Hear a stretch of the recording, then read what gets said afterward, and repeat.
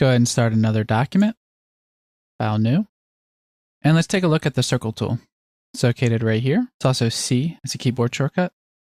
The circle tool is a 2-click process. So the first click you want to set as the origin point, and the second click determines the radius. Before you draw with the circle tool, it's important to note that SketchUp doesn't create true arcs and curves.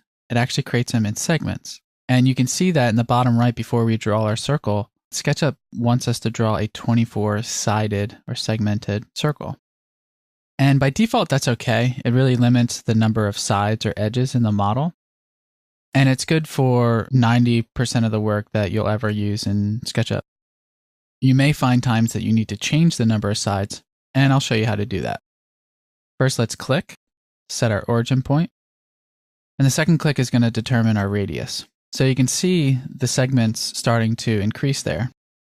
I can simply just type in a value of 8 feet and press enter, set my circle at an 8-foot radius. Now, like the line tool and rectangle tool, it remembers your last input, so I can type in 5-foot sign, hit enter.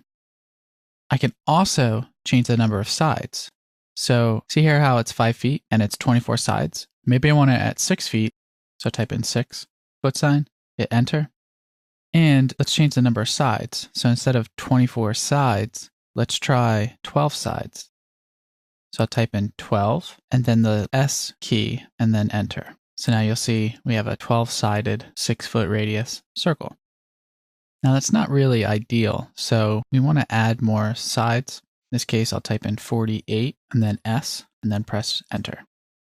So you may think, what happens now if you click on another tool and you need to change the number of sides or even the radius of the circle?